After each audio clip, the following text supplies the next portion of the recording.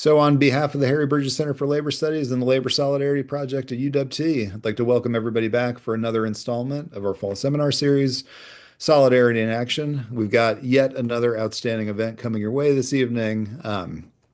There's a mantra in labor circles. It's actually the title of a former seminar series about the steps required to affect change in the world. And it's a process that includes educating, agitating, and organizing. And I think maybe like unintentionally, this seminar has kind of moved through this process. It's just kind of worked out that way.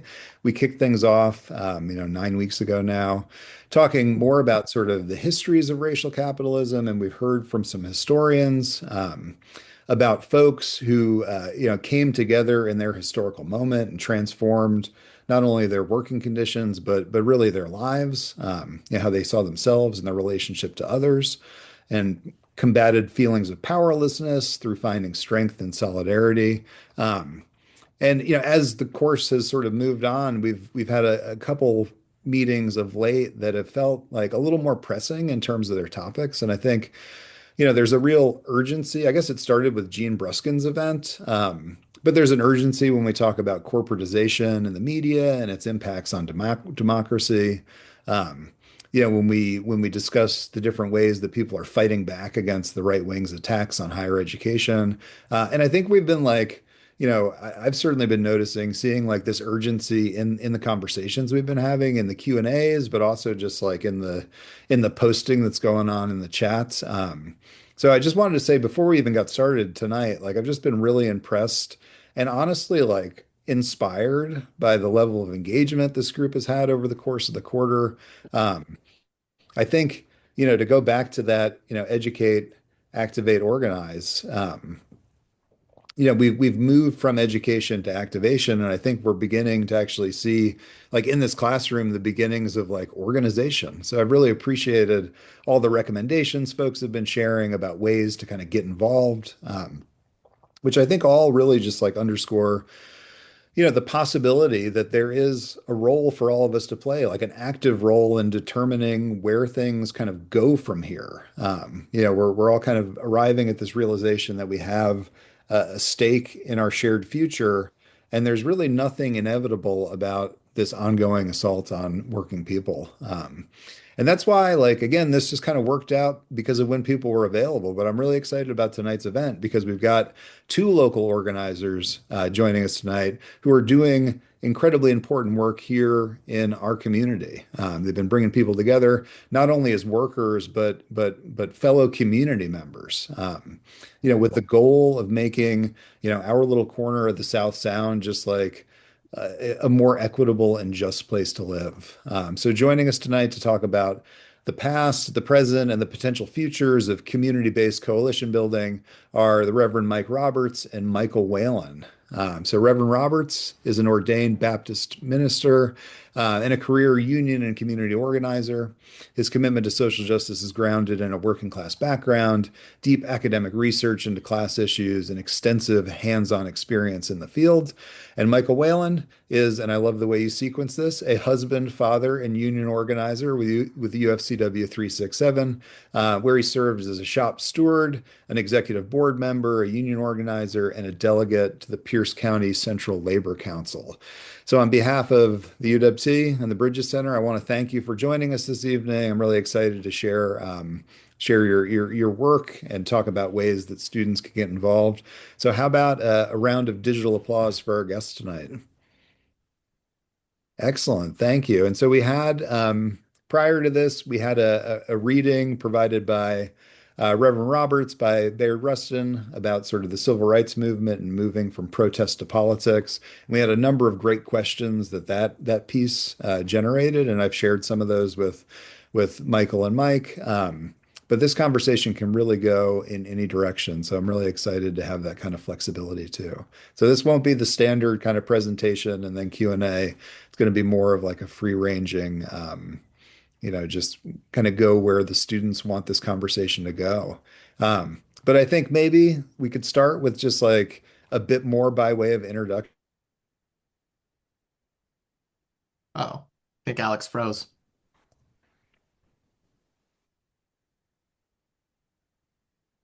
Yeah, Oh, am I freezing? you were. Oh God. Oh, I just got the internet Oh, connection is unstable. So I was asking for sort of more fleshed out introductions if anybody wants to share. You want to go, Michael? yeah. Thank you, Alex, for that introduction and for welcoming me into this space. And I am honored that this is my second time taking part in the Labor Solidarity Project. And I want to say the third UFCW person. Not as cool as Gene. But my name is Michael Whalen, and I'm an organizer with UFCW 367. I've been with this union as a staffer for 3 years and then a rank and file member for 10 years before that, working for the Fred Meyer stores here in the city of Tacoma. Born and raised out here in Tacoma, coming from a family. My mom came here from the Philippines, working majority of hospitality, like hotels, when she first got here, but now, and for a long time now, has been a union member with IBW 483, working for the city of Tacoma. My dad working, as a locksmith here in the city of Tacoma. And I made my way into the labor movement. By really caring about my coworkers and wanting to figure out how could we deal with a bully boss when I was working overnight at the beginning of the pandemic. And that really cascaded that work and wanting to be able to enforce my contract to help my coworkers at work to where I am today. And I am glad to be here and interested to hear from you all. And with that, I'll pass it to the other mic. Really psyched to be here. It's a great honor. I come from upstate New York. I organized for or consulted for 8 unions in 10 states, really every sector other than the building trades. What got me into it was, I was raised by a single mom on one hand, and on another, I had these uncles in this little town where I come from. We didn't know what all their backgrounds were, but they were darker than the rest of the town. And I watched how not just the town and the church, but my family treated them poorly. And I just always identified with them. I worried about my mom. And by the time, when I got to college, I was the first one to go. I felt really guilty. And because I knew, I was partying, getting up late, having tons of fun. And the guys that I grew up with were punching clocks or in jail, really. And the only thing I could think of was that I just wanted to return the value of that education to the people that I came from, but I didn't know anything about unions. But once I figured it out, it was just kind of like a fish to water. And I've been really, really honored to organize for most of my life. I think it's a wonderful thing to do for people that want to do it. It's a rare, rare honor. And again, I'm really honored to be here with you all. Nice.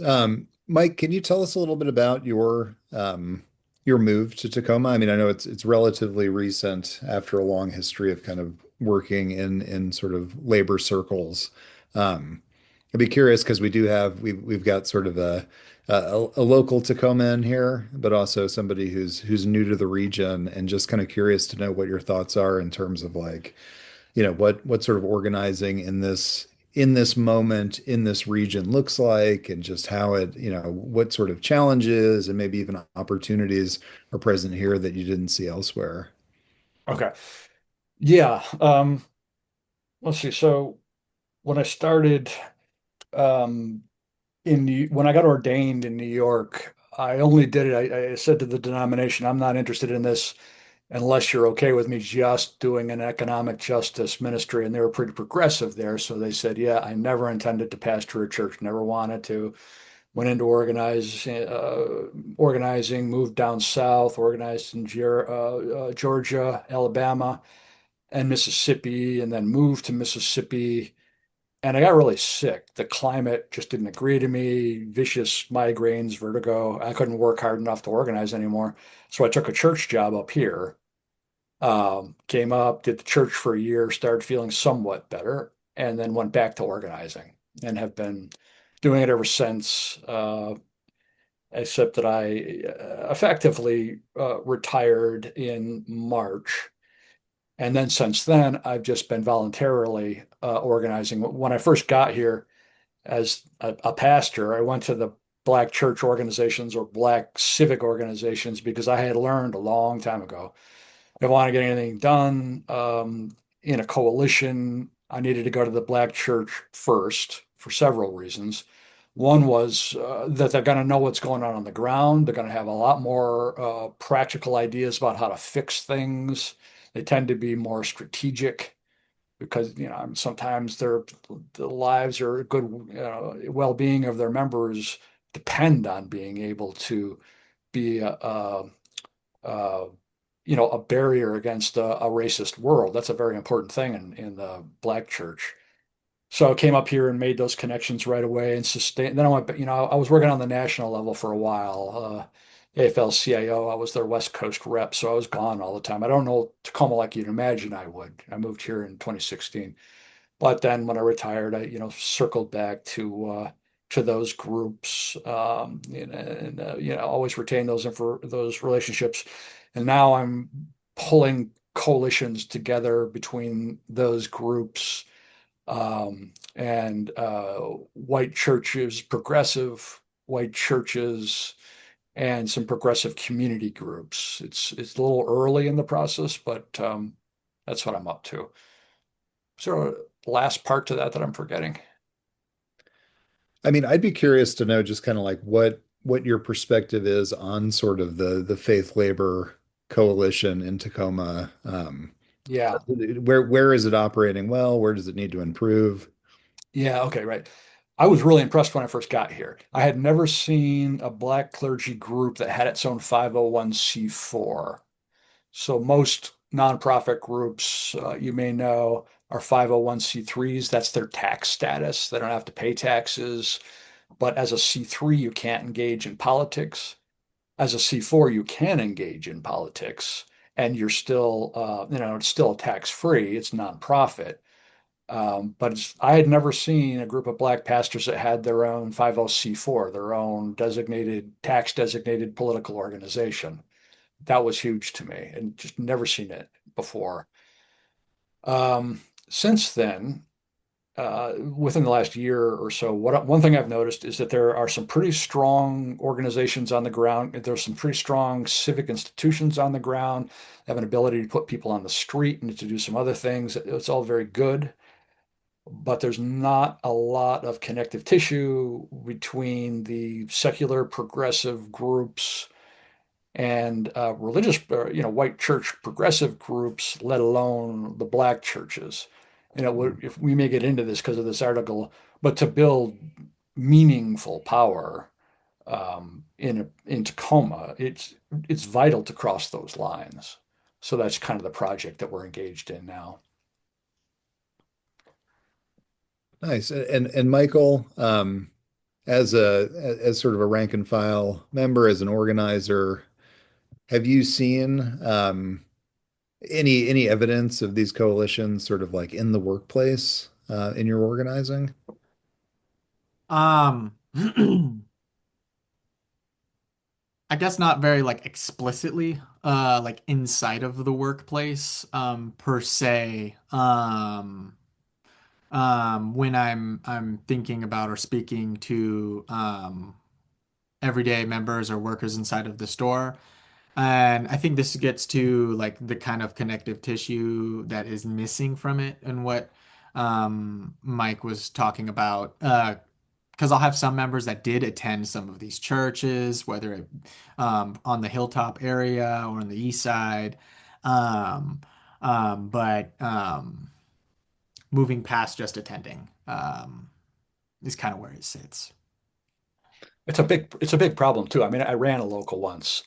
Unions often they don't have the time, they don't have the capital, they don't have the staff really to meaningfully organize their members like we would do whole person organizing. It's very rare you get a union that's in position to do that.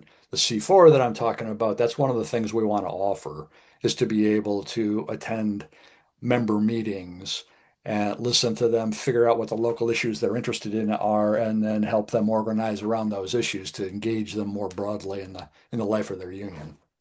And then I just wanted to clarify because I think it's a good question and we should all be on the same page. When we say rank and file, I'm meaning like just a worker, dues paying worker inside of, in my context, like a Fred Meyer or a Safeway, like a cashier or a stalker, night stalker.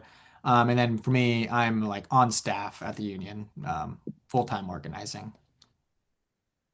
Nice. And while we're kind of coming to terms with terms, can we explain what we mean by sort of whole worker organizing or whole person organizing? Yeah, it means getting to know the folks that you're organizing with and understanding what all of their interests are, all of the organizations that they're part of, what they want to have happen outside of, the narrow abilities and sometimes interests of unions.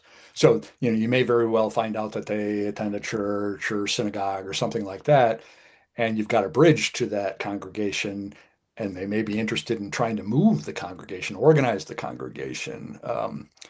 So it's really broad listening and then organizing around what their more like just kind of like what it says their whole person interests are.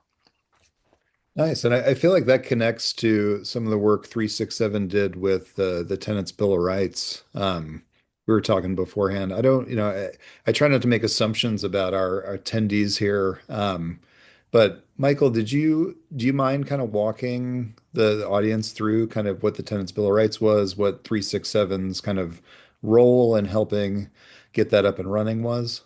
For the Workers' Bill of Rights or the Tenants' Bill of Rights, I mean, just we can go back to, I mean, I think when we're talking about whole person, like to me, yeah, that's always been kind of the key. It's like our workers are also people who live yep, places, right? They're yep, also renters, right? yep, yep. So how do, And so, yeah, just getting into that, I know. So for my union, we have had a new leadership come in, and we had a philosophy that really undergirds all of our organizing work when it comes to whole worker organizing, and that really had a big impact on why we moved forward the Workers' Bill of Rights. Because, like has been talked about, is we know workers inside of the store are dealing with issues at work, whether it be, bread and butter, just wage issues or issues with their managers, but their um, issues and social issues don't end inside of the workplace. We acknowledged that they are whole humans and their issues at home as well, whether it be dealing with skyrocketing rents, a landlord that is being very neglecting to fix amenities inside of the apartment complex, or just wanting to have time to take your kid to their sports game or go to church or take part in your community so you can really live a full life. And the Tenants' Bill of Rights came into play because we do believe in that. And many of our members, when we did at that time, were dealing with high rents and worrying about not being able to pay their rent. And that's really our top issues from our membership when it comes to societal issues. And we determined that through our hardship committee, and that is food insecurity and housing insecurity, which led to the Tenants' Bill of Rights, or helping with it. so I said in the chat, work-life balance, what is that? Exactly. I mean, I think that like talking about those connective tissues, not only amongst community organizing groups and local churches, but talking about possible connective tissue unifying like rank and file members of 367 and like UWT students perhaps. Folks who have similar interests surrounding, the cost of living, housing insecurity, and having that be sort of like an organizing concept that recognizes we may not be sort of organizing a specific workplace, but we're organizing in the community and sort of bringing people together around common set of concerns. Um, does it, I'm I was I'm just going to too say, I'm too old to be able to watch. I have replied to a couple of them. I can't track the texts and reply to them and engage in the group. So if somebody else wants to raise them, I'd be happy to talk about the work-life balance thing. I think is huge. Back in my day, there was none, and I think it's an interesting thing to talk about. But anyway, yeah, and then somebody just asked about this idea of connective tissues, and we've been just thinking about like coalition building as an exercise in bringing together different interest groups and like what the connective tissue would be, sort of unifying, um, like I said, perhaps rank and file 367 workers and UWT students, and leveraging their sort of shared concerns around sort of an issue, which I think, within the context of Tacoma and the Tenants Bill of Rights is like a really concrete example of moving, like Rustin says, kind of from protest to actual politics. Like how do we sort of organize around this issue and then take those demands and integrate them into sort of like the politics of our sort of immediate context. I see, Ray, you've got a hand up. Yeah, I wanted to ask about the work-life balance thing, um, because that's something that I struggle with, and I work on a team on campus that has been going for like 14 hours a day for a while now, trying to get caught up on a lot of responsibilities that we have. And as members of a student government, the work that we do or don't do, impacts thousands of students and has the potential to like win or lose financial aid for our students, or win or lose housing rights for our students, or define what parking and transportation looks like on campus. So we have to be working all of the time.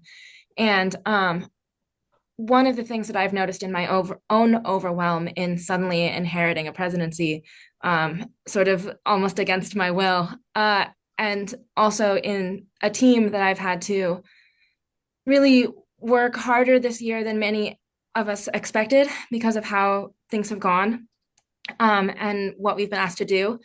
How do we balance that we have this responsibility and this weight that so many people depend on, but also take care of ourselves and not feel bad for taking those rest days and not feel bad for having those breakdowns? It's a really good question. Um, I'd start by saying, Ray, we're lucky to have you as ASUWT president. And I Me know too. you all are working really hard. I don't know, Michael, do you have any recommendations for kind of establishing that work-life balance? Michael, I feel like you would give the 21st century answer to that question. Can you go Okay. first, and I'll give you the 20th century feedback? Okay, yeah. Yeah, thanks for that question, Ray. And I'm just trying to think through this. Usually when I think of, okay, so we're talking about work-life balance and workload. When I get an issue brought to me, I think of, one, is this issue deeply and widely felt with the group of people that I'm speaking with, or that I'm organizing around, and the structure in which people are at is school for you guys. And then from there, in my mind, thinking like, yeah, who are the decision makers to help get this through? Uh, but taking the time to yourself is so key. And I don't know, it took me, I still struggle a lot too for myself. Taking time for myself, knowing I heard the term care industry before, and wanting to know that I'm taking care of members, real people, working people, specifically a lot of workers that are on the poverty line or within poverty. Um, and I think, yeah, just being able to draw those boundaries for yourself and not denying your own experience if you are feeling overwhelmed, because there's always going to be, um, possibly somebody in a higher place or higher space who doesn't think you're working hard, or may be thinking like, oh, this person's not doing this, or we don't have this because this person didn't overextend themselves. Um, but yeah, that is definitely something I even still grapple with inside of myself. But you just got to do it. Take the time to take the breaks, to really be sane and for yourself. That's what I got for advice. Mike. I think that that's the right answer. I just want to say right off the top. Uh, Cocaine used to be a big part of it, to be perfectly honest with you. I'm not saying that was a good thing, but it mattered. It kept us working. I was never any good at it, but then again, the expectation was that nobody would be any good at it. Family was subordinated. The union was your family. We call that Adderall nowadays.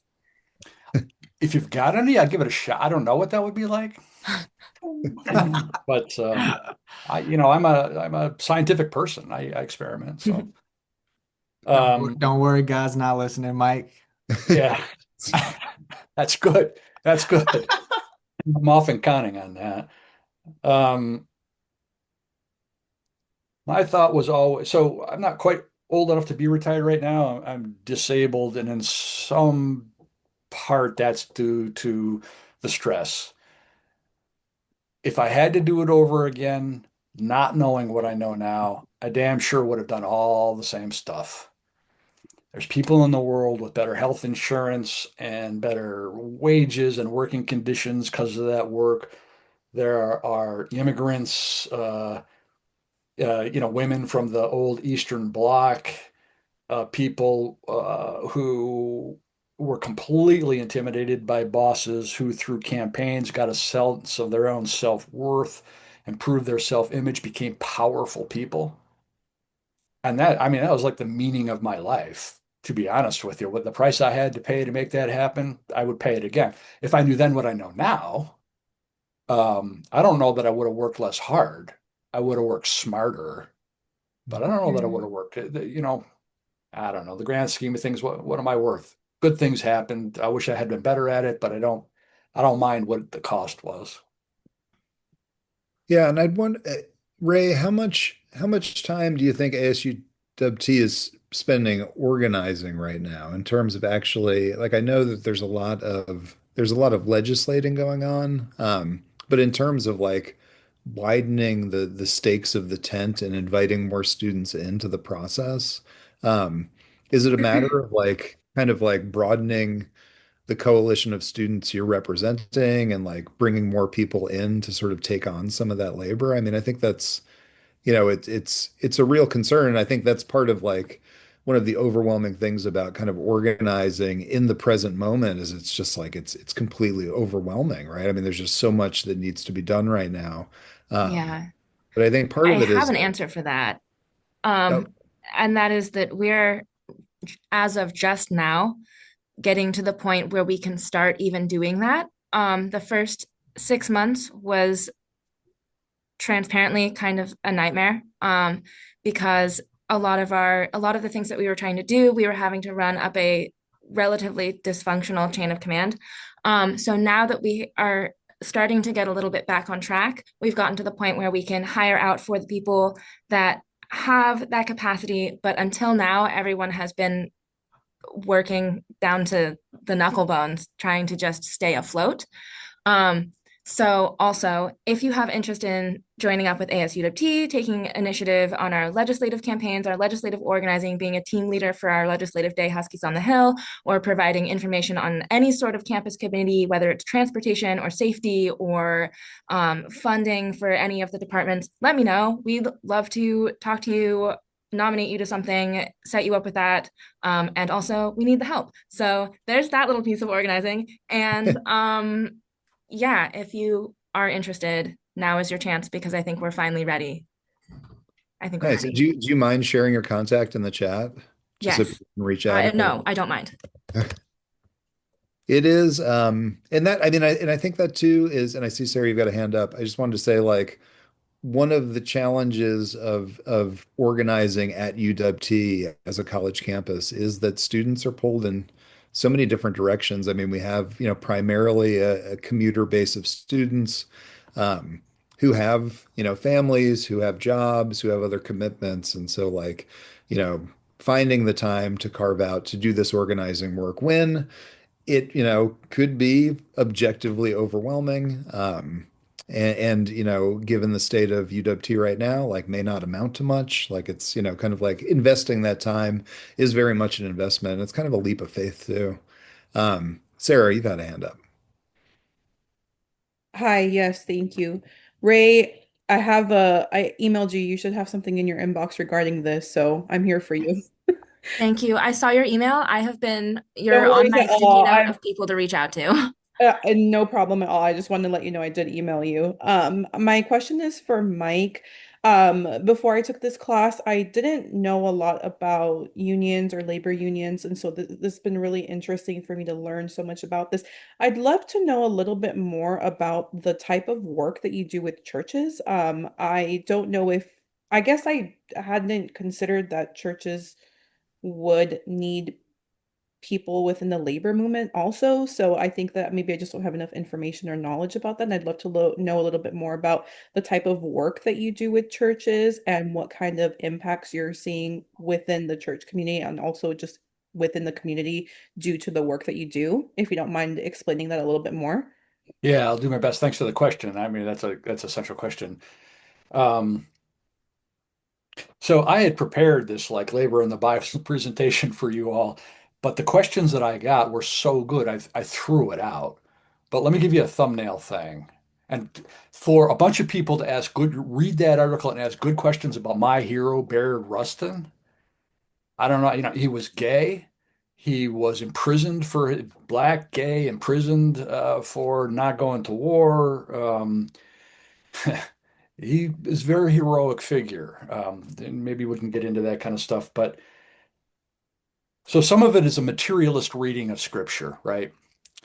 It's fair if you're a faithful person to read scripture, the Bible I'm talking about. So I'm not going to pretend to be an expert on other religions other than the ones I know something about the religions of the book, Judaism, Christianity, and Islam, because they're based on so much of the same text.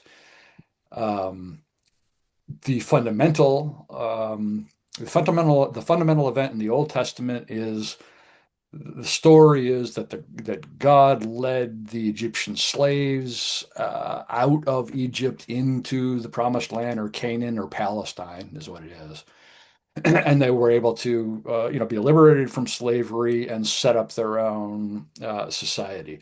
There's three theories that go along with that. The one that you'll get from the Bible is that it was a big war or wars.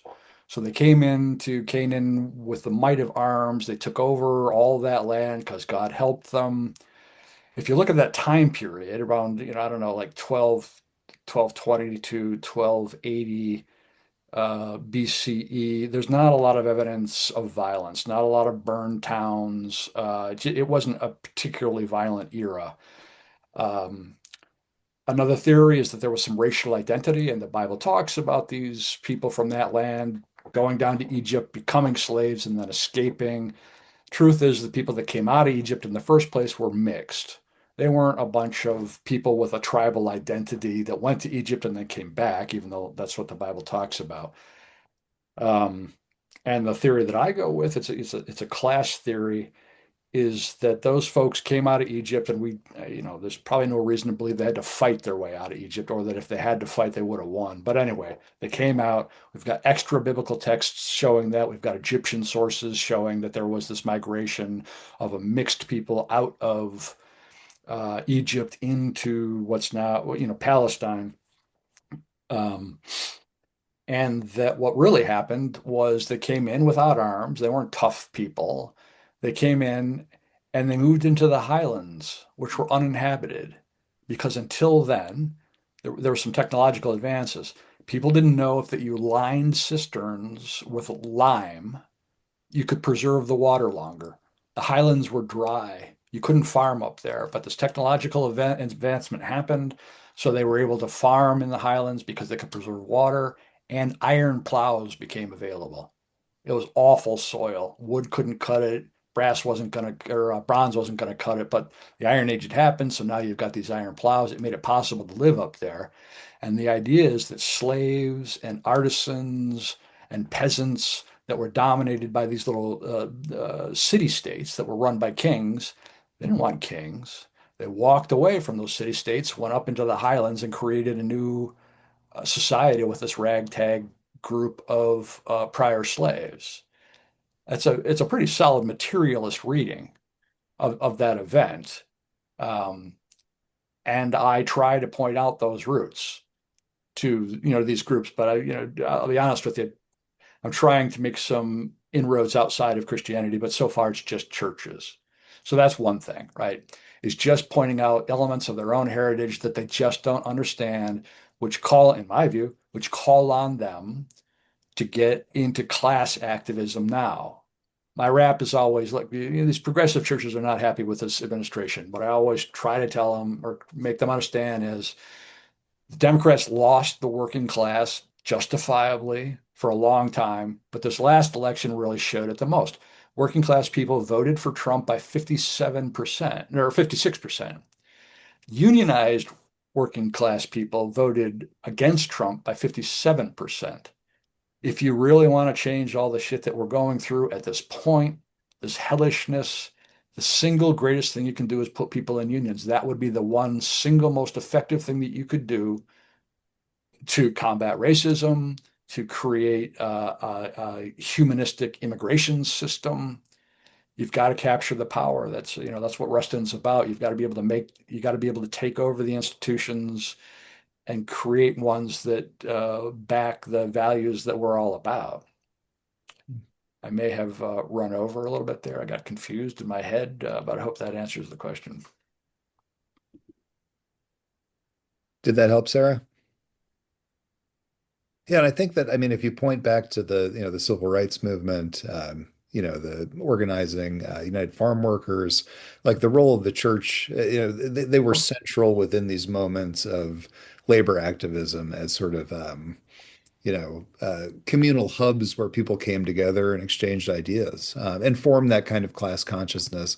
And I think Mike's exactly right. As a non-student of the Bible, I know enough about the Bible to know that like what is it what is it about passing through the eye of a needle and being rich and what Jesus did to the money changers in the temple? Like it's it is it just in terms of a book that is worthy of textual study.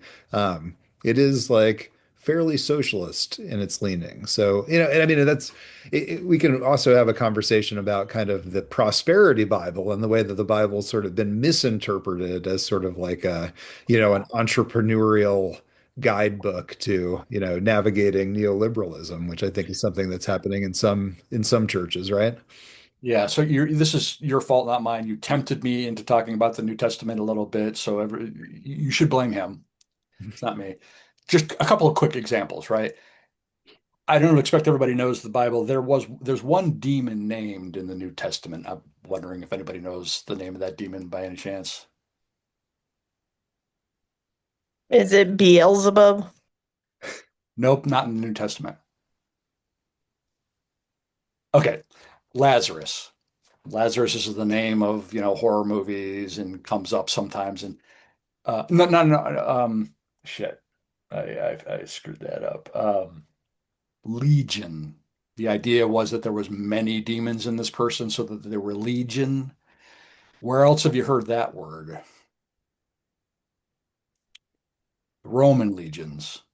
French There's been Foreign studies. Legion. There's been studies on colonialized agricultural communities that show they report higher levels of possession than similar agricultural societies that haven't been colonized because literally, in this case, the Romans, their power hijacked the bodies of people sometimes. They showed psychological symptoms that you can see some in the New Testament, but it's not a mistake that that demon was called Legion. The Hebraic tradition had nothing to do with the word legion. That was a reflection of the Roman troops that those folks were forced to cope with. Another thing really quick too, there's a whole thing about entering Jerusalem. Jesus is on a donkey and they put down coats and palm leaves and stuff.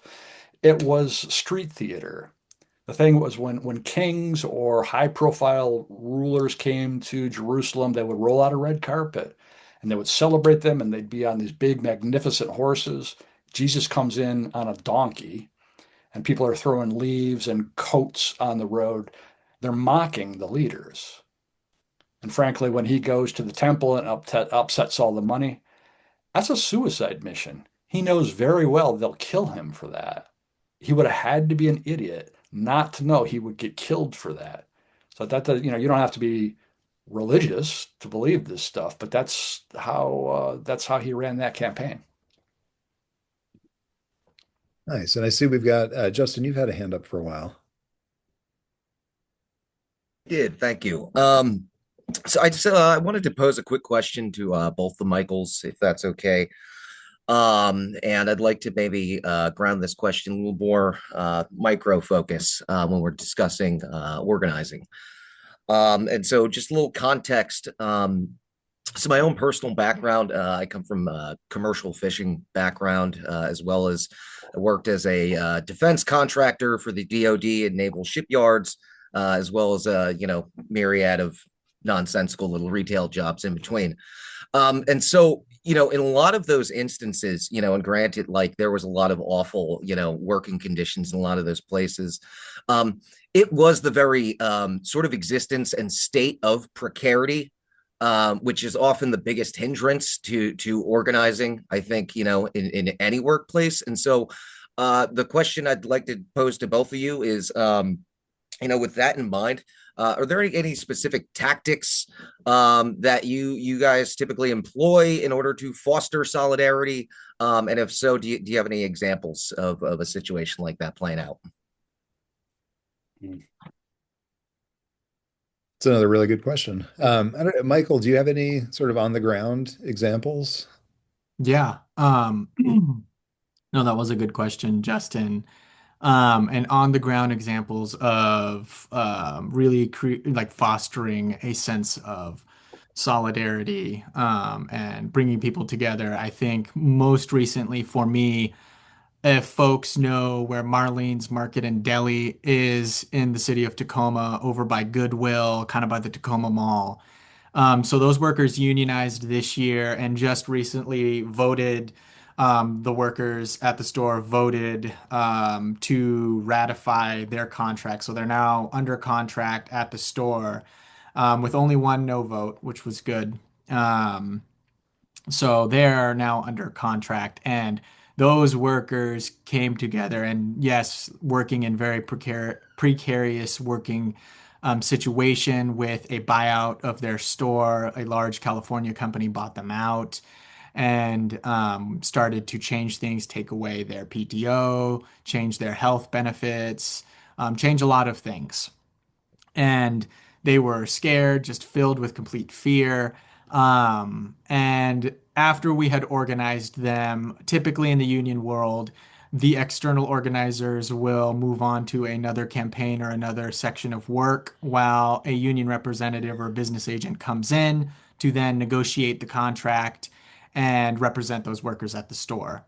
At the time, we had a sort of different philosophy for our organizing department, which was first contact to first contract is something that we wanted to see through. So I would be involved from beginning to end.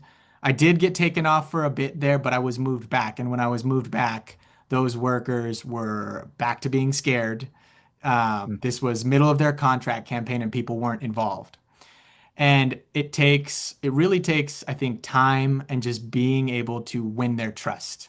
And I do that for me in a context, I do that in a couple of ways. If I'm getting into a work site or a job site and I know that there is someone there that is dividing people and he's a bully boss or they are a bully boss, I want to think deeply about how I'm going to kind of make my first impression with that manager or with that bully to show workers that this person isn't scared and they don't have to take that person's shit.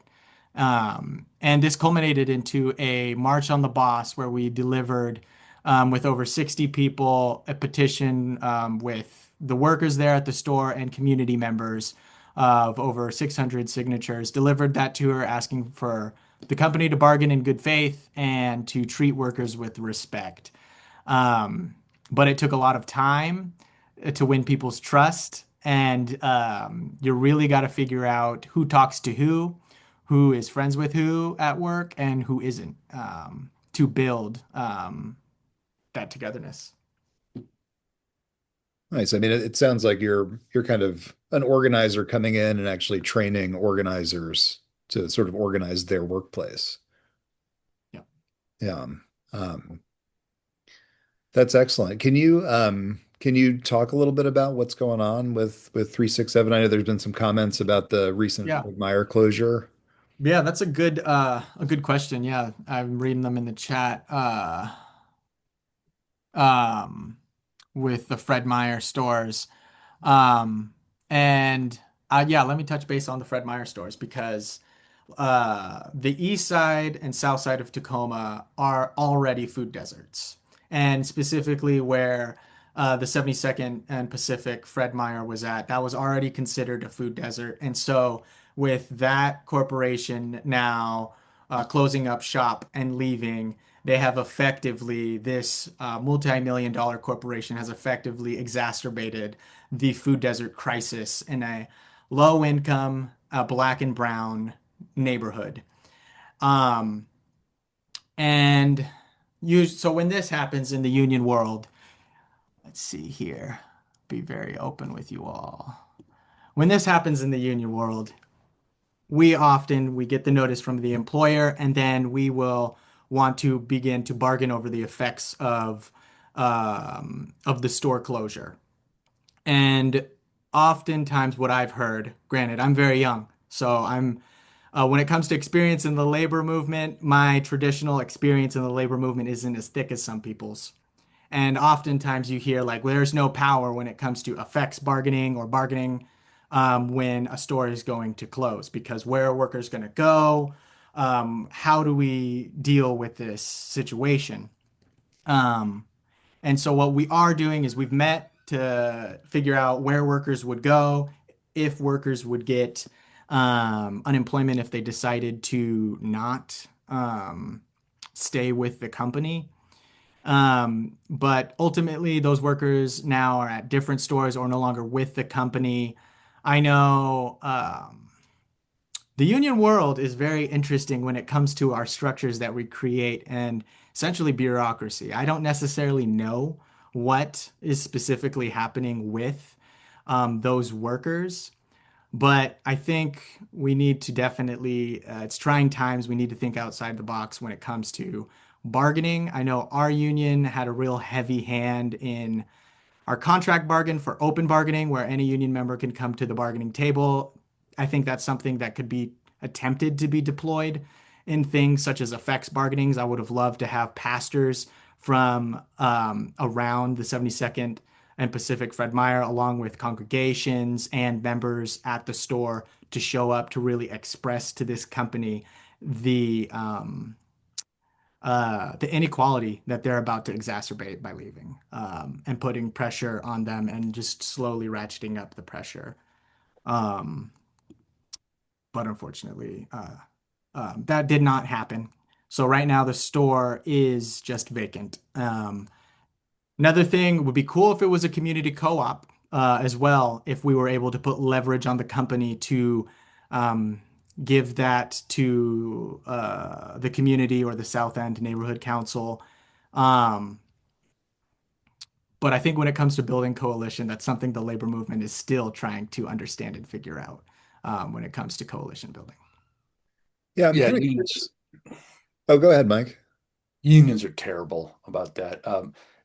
Justin, I knew you threw this out at both of us, and I just want to say, brother, it's nice to meet you. I was enlisted in the Navy for 5 years. I drank with fishermen from Maine to Cuba and to Israel.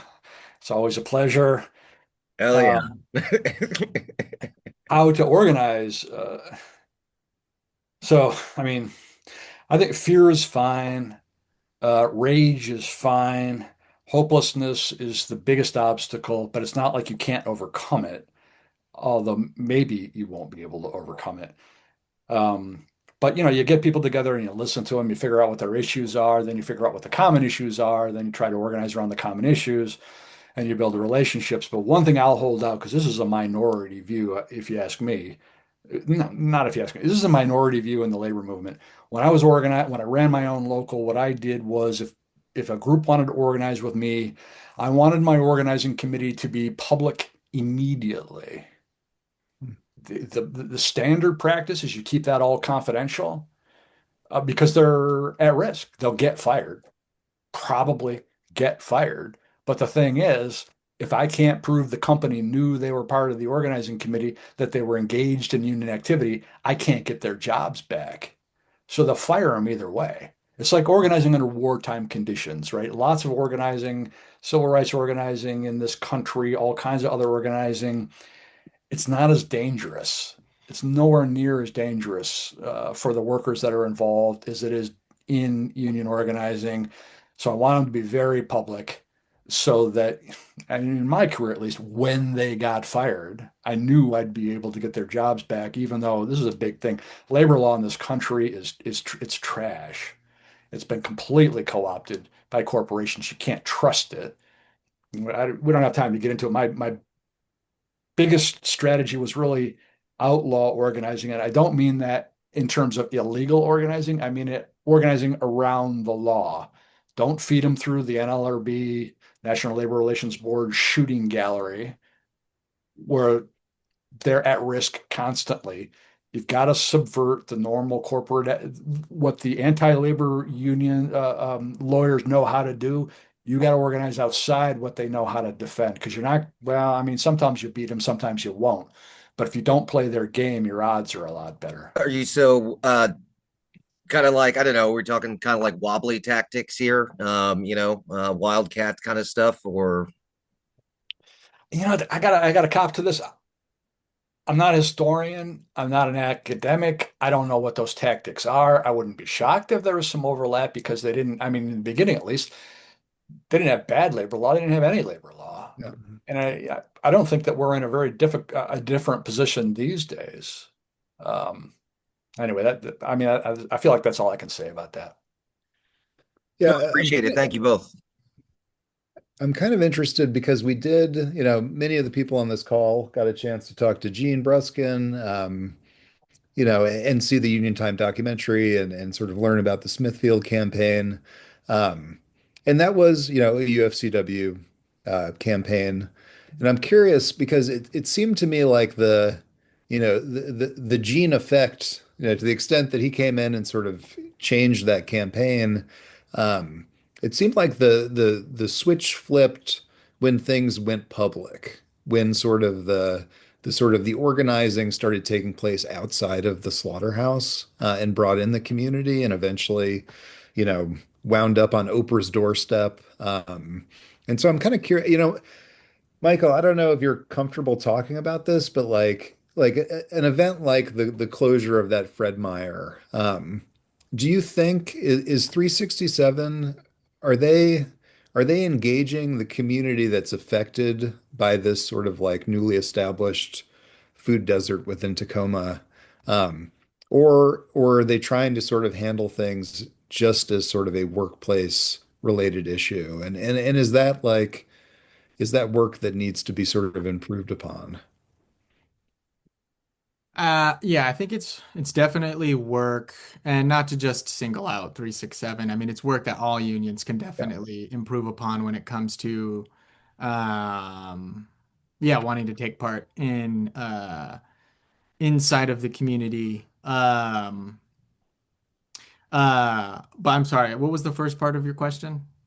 I just think the opportunity to, I mean, because this is obviously it's a workplace issue. We have a group of Oh, people who've lost their jobs to yes. the closure of Yes. that location, but also like it's because of the closure, it affects the entire community. It seems like, Yep. this is an opportunity to bring folks together, in support of those jobs, but just sort of like building that solidarity. No, yep, I'm picking up what you're putting down, and I agree. I think when it comes to the labor movement and the union movement in the United States, where what I've heard from a mentor is that it's managing its own demise. And I think about that sometimes and I worry about that because I don't want us to be managing our own demise. So when it comes to, we could improve in that area, and I don't think we are necessarily having our finger to the pulse of what is happening with that plot of land now that Fred Meyer is gone. And it takes my mind for a loop because I know that the landlord that owns that area they're paying attention. I know that real estate is paying attention. I know that big business that could fill that area is paying attention.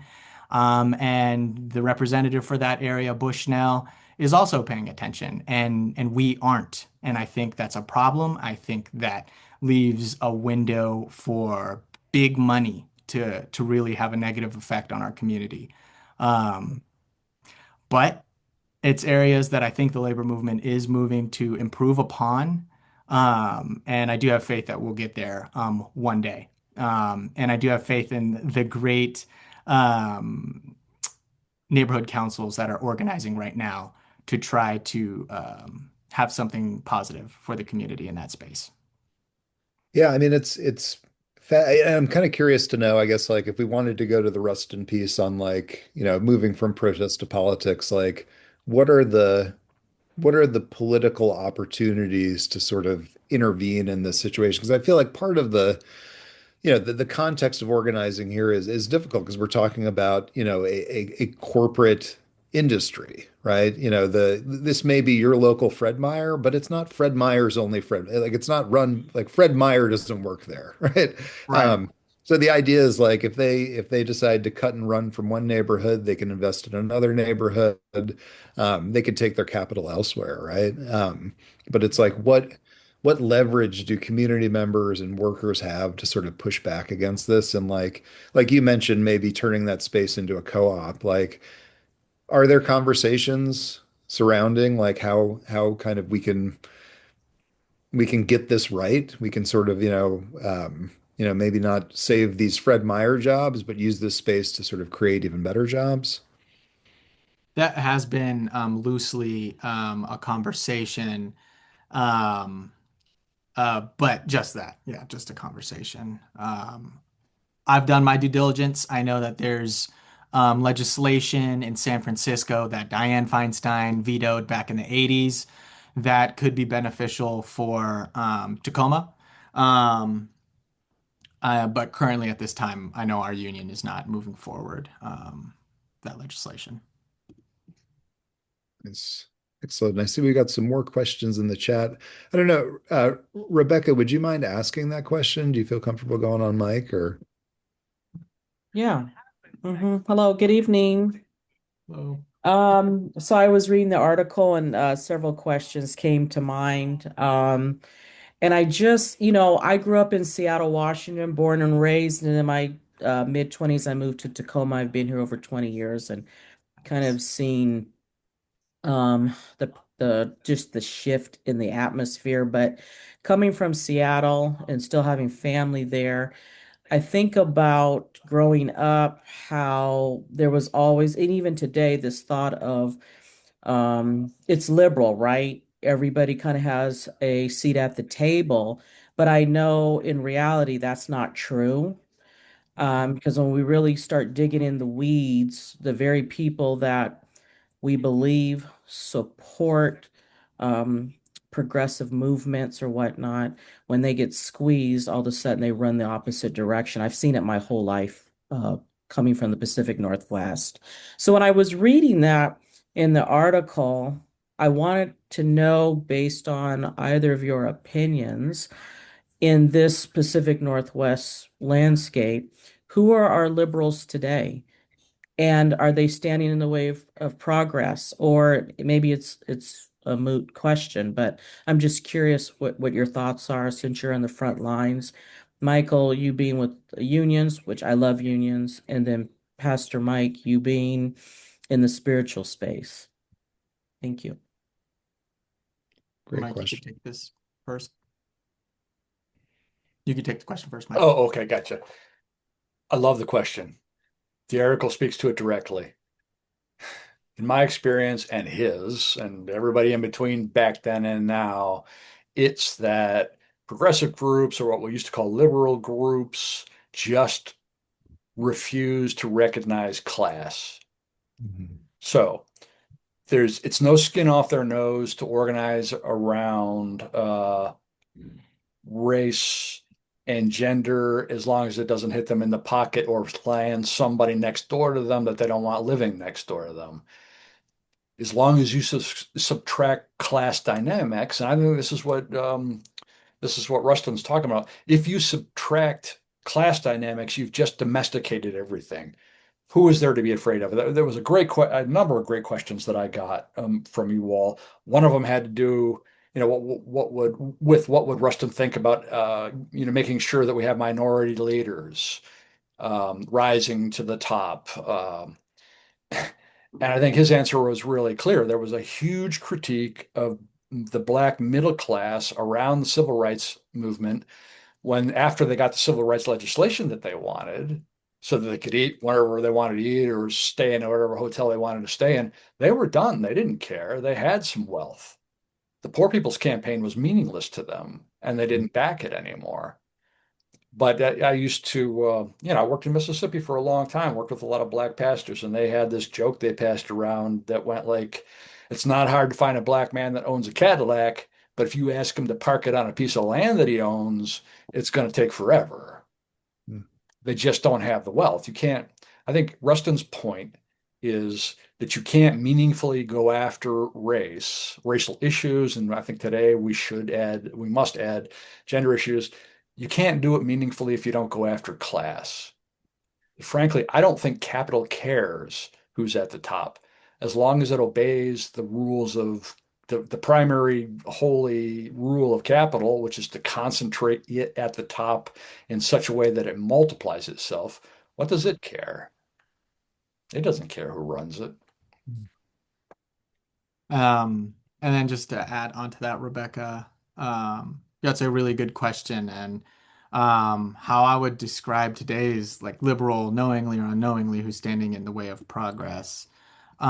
Describing them, I think like, yeah, I would say I don't know, when I hear that question, I think of like these political parties, and I don't mean like Democrat or Republican. I think of like election night parties or fundraisers or something like this, where the political class of people. I mean, I was so mind blown coming from a rank and file member working low wage jobs, high school degree, uh, and then going to my first political event and realizing like all of these people here, they seem to know each other for whatever reason, and they seem to be majority white people. Uh, some of them old, some of them young, but they all seem to know each other. They all seem to be in some sort of club with each other. Um, and oftentimes those people, like when it comes to raising the minimum wage or the Workers' Bill of Rights, have been silent or outright hostile towards something like the Workers' Bill of Rights. So I think they are definitely, it's something to be wary of when I'm doing this work, moving around and operating in spaces, and specifically speaking to people in power. I always have to be wary of, they could stab me in the back at any moment. Well, and I added that quote. I think it's a George Carlin, it's a big club, but you ain't in it. Yeah. And it is the superficiality of kind of the liberal mindset too, where it's sort of affecting the right gestures and using the right pronouns, but when it gets down to sort of the material realities of people's lives, that's like the third rail of neoliberal thought, right? I mean, it just reminds me of the recent efforts to unionize at REI. I don't know if people saw the video that was released from the CEO and his partner, and it opened with a land acknowledgement, right? And it's like what a classic like Pacific, yeah, performative wokeness or sort of woke washing. All the things that Starbucks does to sort of like massage their liberal reputation while also exploiting their workers. So it is. I saw somebody in the comments mentioned that kind of like two-faced nature of it. And I do like, I mean, I moved here, I guess, over a decade ago now from the East Coast, and it does seem like, people prepared me for the Seattle freeze, and I actually think people out here are lovely and super friendly, but there is a kind of performative wokeness or liberalness that it works to occlude a lot of the stark economic inequality. I mean, I never saw it on the East Coast like I see it out here. It's pretty striking. I know we had other great questions come in about the Ruston piece, and now would be a great time to pose those. Or just other questions about kind of the work that's going on here in Tacoma right now, how folks could get involved. I think people probably want to hear more about the Workers' Bill of Rights, and just kind of where that's at. I don't know, Michael, if you want to give us an update and I guess also what 367's role in that was. In the Workers' Bill of Rights? Yeah.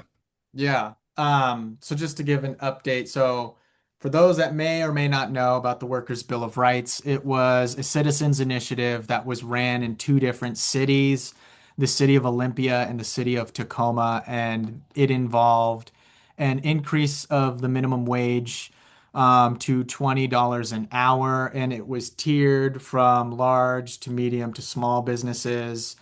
There was also scheduling protections, so workers would get their schedules 2 weeks in advance. There was protections around hours, so existing employees would be offered more hours before the company takes part in new hires. There were safety protections, so the company had to come up with a meaningful safety plan for the workplace. And those were some of the protections that were inside of the Workers' Bill of Rights.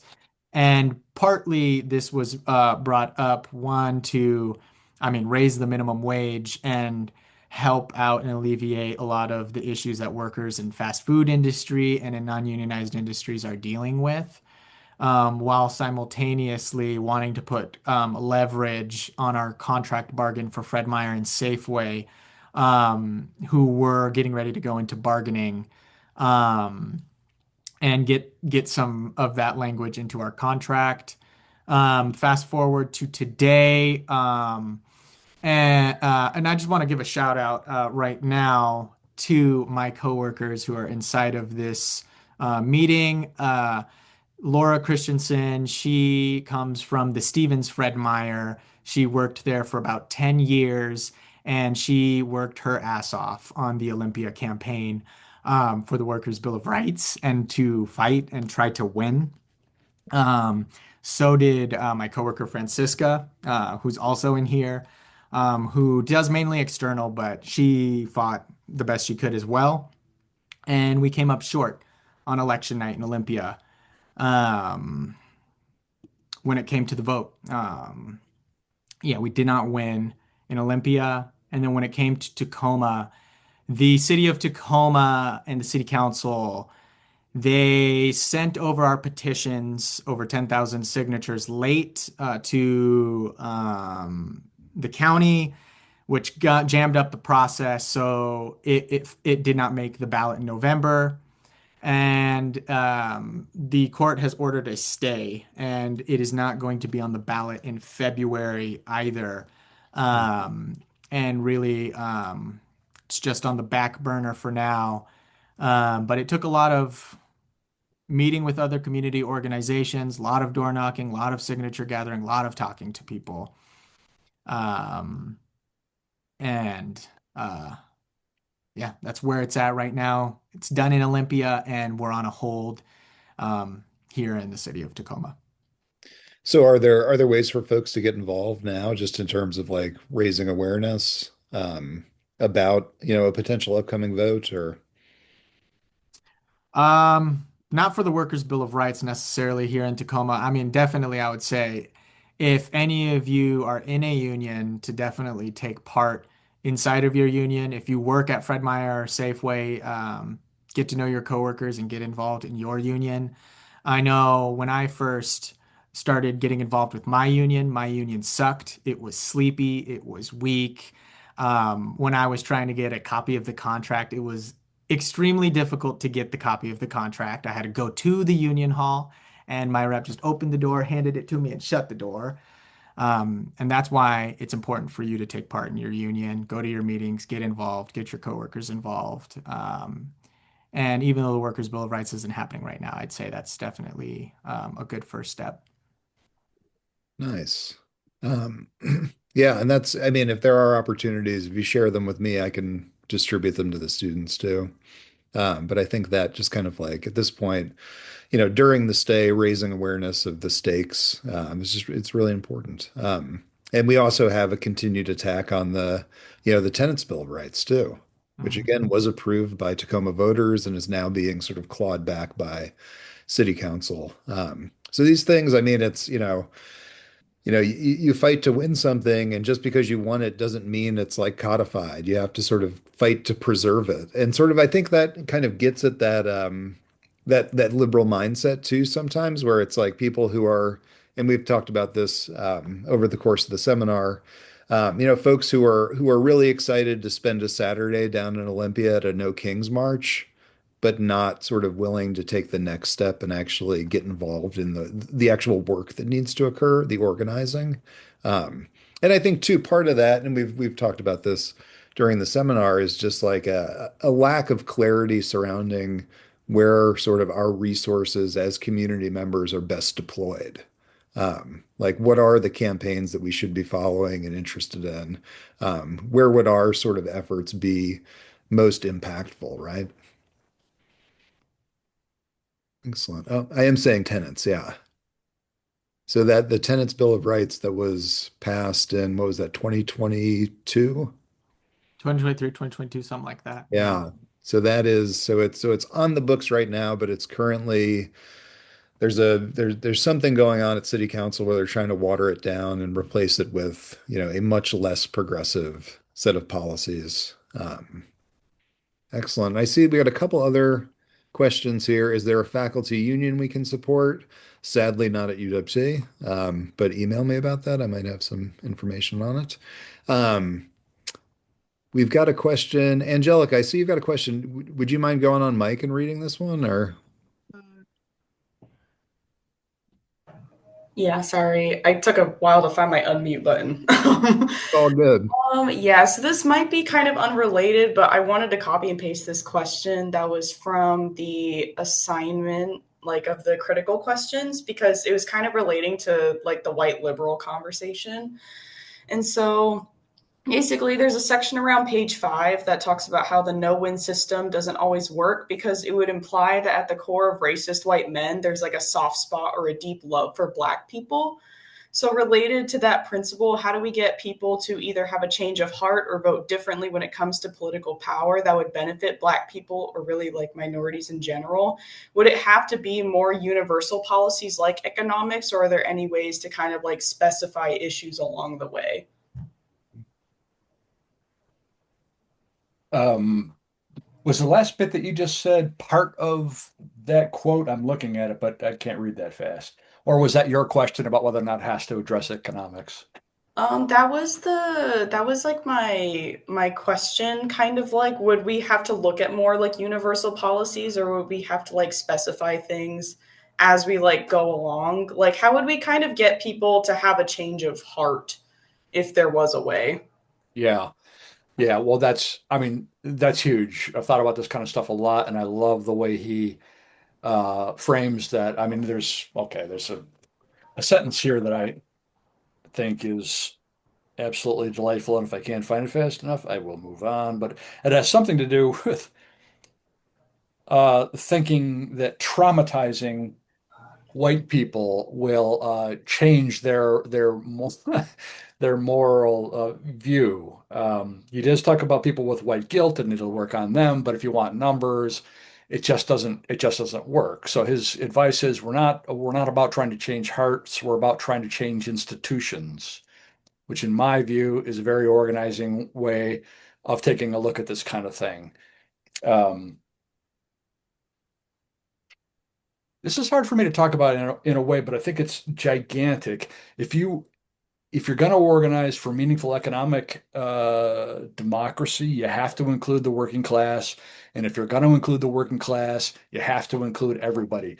You can't exclude any part of the working class and just not give them a place to stand.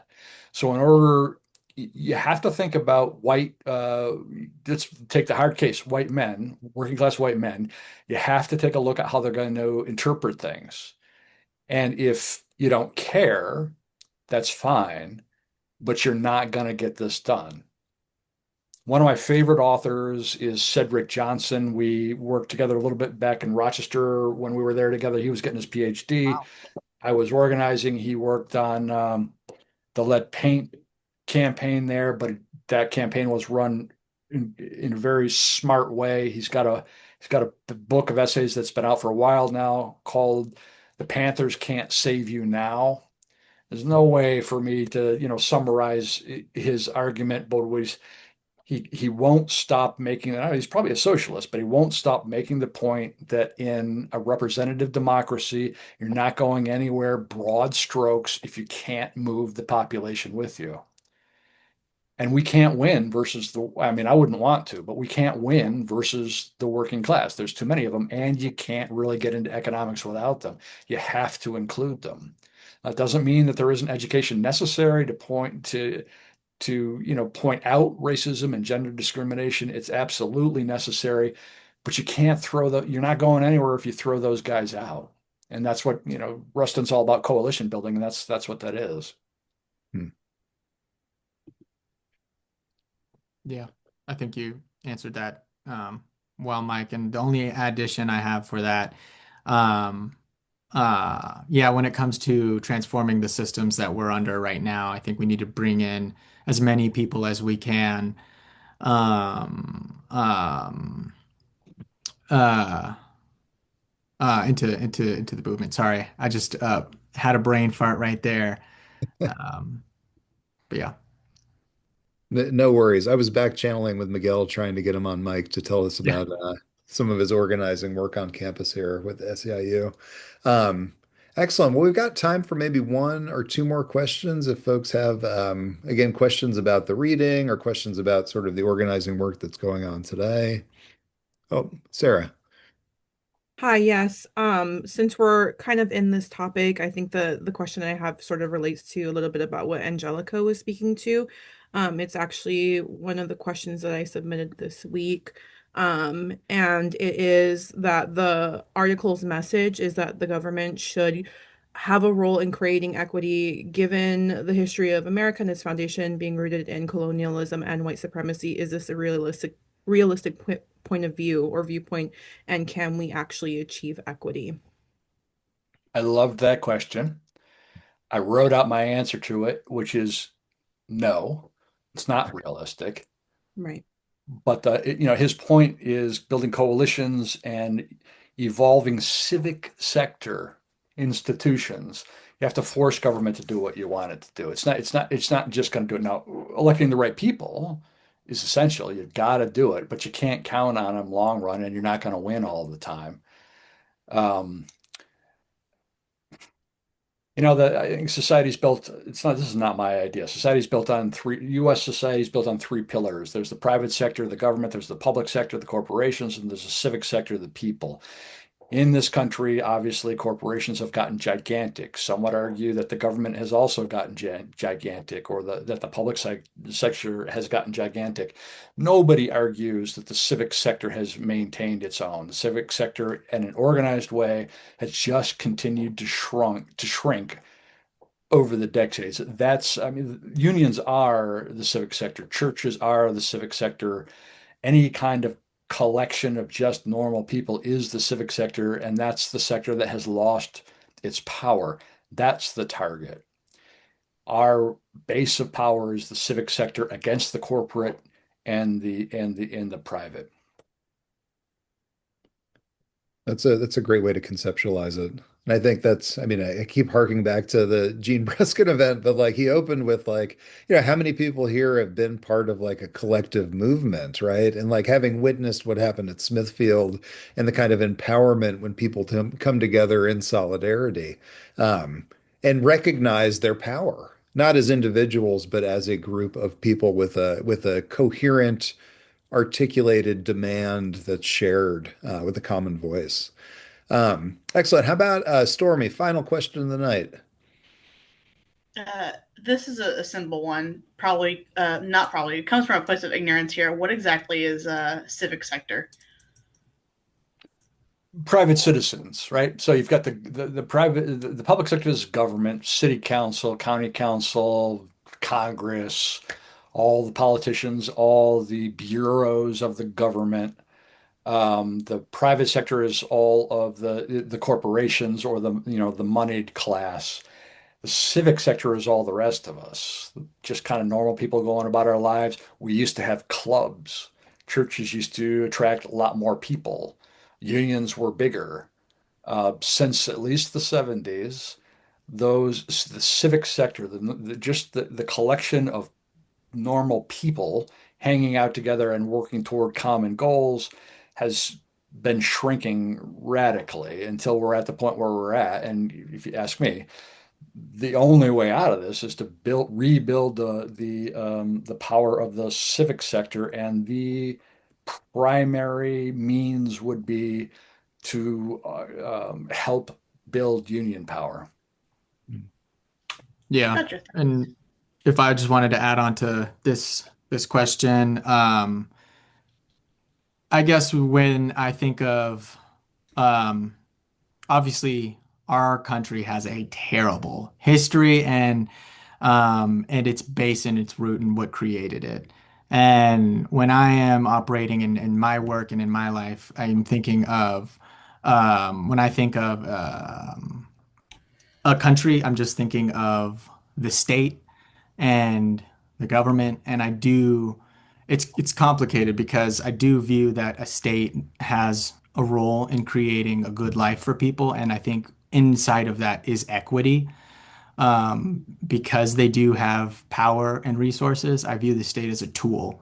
Um, will it ever create equity inside of our country in a meaningful way? I don't know. Um, but I do have it in my mind and hope that we'd be able to wield the tool for the benefit of working people and working families. It's a great answer. Thank you. Excellent. Yeah, and I think that's probably a great place to end tonight's conversation. Can I throw something out? Oh, Just real sure, yeah. quick. I make this offer all the time. If you've got campaigns you want to run, if you've got campaigns you want to join, or you just want to talk about organizing, Alex has got my contact information. Let me know. I'm cheap. I work for beer. I've got this nightmare of, as a retired person, of like watching soap operas with the rest of my life. Help save me from that. Let me know if you want to work on this stuff and talk about it. Excellent. And I made the invite last week. If you have resources to share, anybody on the call, if you send them to me, I can get them out to everybody. So yeah, one last round of digital applause for our guests tonight. Mike and Michael, we got all the mics tonight. I really appreciated this conversation. It's just great to know that there are people in the community doing really important work. And yeah, so we've been educated, we need to get organized. Oh, and Ray, one final thought. Oh, Ray may have been trying to give a digital applause and raise their hand. I was Excellent. going to say, can you send their information? Can you send out the Mike's informations to us? Because I'm really interested in having them come and talk about organizing on campus. Sure, yeah. I'll add it to the announcement page. Thank you. Cool. All right. Well, we will see you all. So no seminar next week, but we come back 2 weeks from today for our last seminar presentation by Eric Blanc, who's going to be talking about his latest book about sort of worker to worker organizing. So it'll be a great, again, I feel like very tactical, very practical way to wrap up the quarter. Thanks again for zooming in tonight. And yeah, super appreciate it. Everybody have a great long holiday weekend coming up.